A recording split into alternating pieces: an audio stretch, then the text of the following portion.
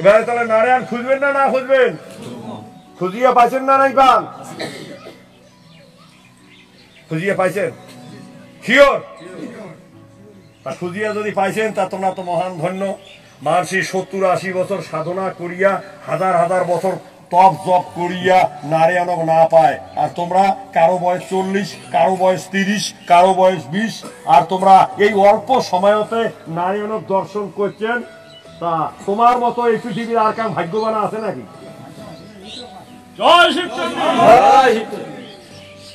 নারায়ণ দর্শন করেন না নাই করেন?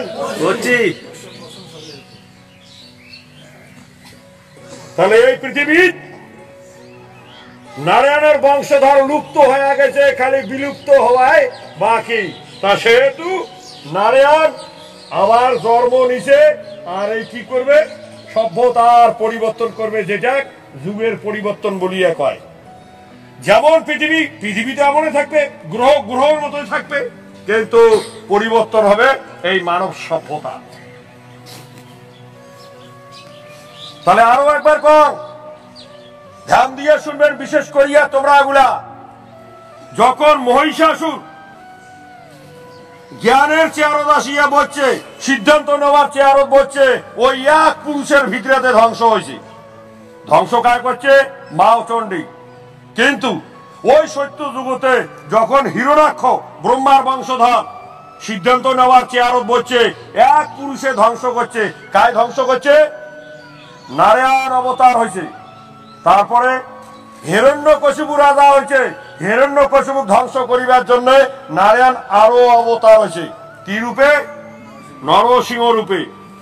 ব্রহ্মার বংশধর রাবণ রাজা হয়েছে, এই রাবণক ধ্বংস করিবার জন্য নারায়ণ কোন রূপে আছে? রামচন্দ্র হিসেবে নারায়ণ অবতার হয়েছে। দাপর যুগত ব্রহ্মার বংশধর ধৃতরাষ্ট্র রাজা হয়েছে, নারায়ণ তখন কোন রূপে আছে? শ্রীকৃষ্ণ রূপে। তা সেই সময়গুলো তো ছোটখাটো রাজা মহারাজা এই পৃথিবীর ছিল। তারপরেও নারায়ণ স্বয়ং নিজে অবতার হয়েছে, প্রকট হয়েছে, কিংবা আবির্ভাব হয়েছে। তবে এইবারে দ্বিতীয় বিশ্বযুদ্ধের পরে এই পৃথিবীর আর কোন ক্ষত্রিয় মানুষই ছোটখাটো কোন গ্রামের শাসক হিসেবেও নাই। তাহলে এইবারে নারায়ণ অবতার হয়েছে না নাই? হয়। তাহলে অল্প কষ্ট তো নারায়ণ থাকিবার পায় নাই চুপচাপ। তাহলে এইবারে উয়ের বংশধরে তো কষ্টের সীমা নাই।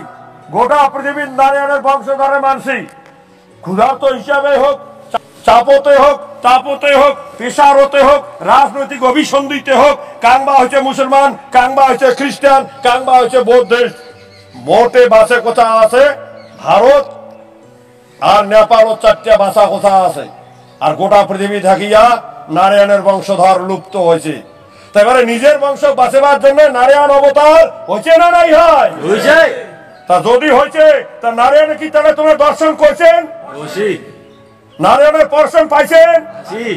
তা সেই নারায়ণ দেখিবার জন্য আগামী চিলারায়ের অনুষ্ঠানত যাবেন না যাবেন? আলা মোর কথাটা বুঝছেন? তাহলে ওই অনুষ্ঠানত কিসের জন্য যাবেন? 3টে টার্গেট নিবেন। 1 নম্বর, ওটিগোড়া লক্ষ লক্ষ এই নারায়ণ দর্শন পর্ষণ করা মানসিগুলা আছে, হাজারো হাজারো বছর সাধনা করিয়া যেটা মানসি করিবেন না পায়, আর তোমরা অল্প সময়তে করছেন। হয়তো এটা পূর্ব জন্মের স্বীকৃতির ফল ছাড়া সম্ভবপর না হয়। তা ওই প্রোগ্রামও যাওয়ার 3টে আমি উদ্দেশ্যের কথা কম। 1 নম্বর উদ্দেশ্য হলে নারায়ণ দর্শন। 2 নম্বর উদ্দেশ্য, ওডিগোনা যে শিব আর চণ্ডীর ঘর আছে, স্বয়ং নারায়ণ যদি পূজা করে, মাও চণ্ডী ওটি বিরাজমান থাকবে না থাকবে? 10-12 লক্ষ এই ভক্তগুলা যখন যাবে, ওটিগোনা মাও বিরাজমান থাকবে না থাকবে? তাহলে সেই ঘটক ভক্তি করা। 2 নম্বর, এই এতুগুলা ভক্ত বিন্দুর যে চরণ ধুলা ওই মাঠক পড়ছে, ওই মাঠের একটা চরণ ধুলা নিয়া নিজের মাথার মাখা। তাই এইটা হলে 3টা উদ্দেশ্য। এই 3টে উদ্দেশ্য নিয়ে ওই প্রোগ্রামত যাবেন। আরো একবার তোমার কর, 1 নম্বর তোমার উদ্দেশ্য কি? 2 নম্বর উদ্দেশ্য কি? আর 3 নম্বর উদ্দেশ্য কি?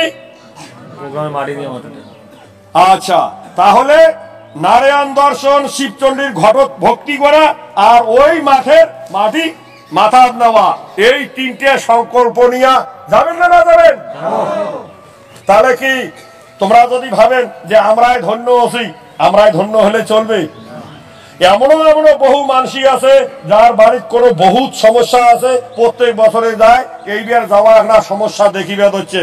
মুই সেই মানুষগুলাকে অনুরোধ করিয়া কমসে কম এই যে তিনটা উদ্দেশ্যের মুই কথা কানু, সেই তিনটে উদ্দেশ্য পুরা করিবার জন্য বাড়ির যতই সমস্যা থাকুক না কেন, কমসে কম একটা মানুষই যায় সেই কর্ম করবেন, তিনটা উদ্দেশ্য পালন করিয়া।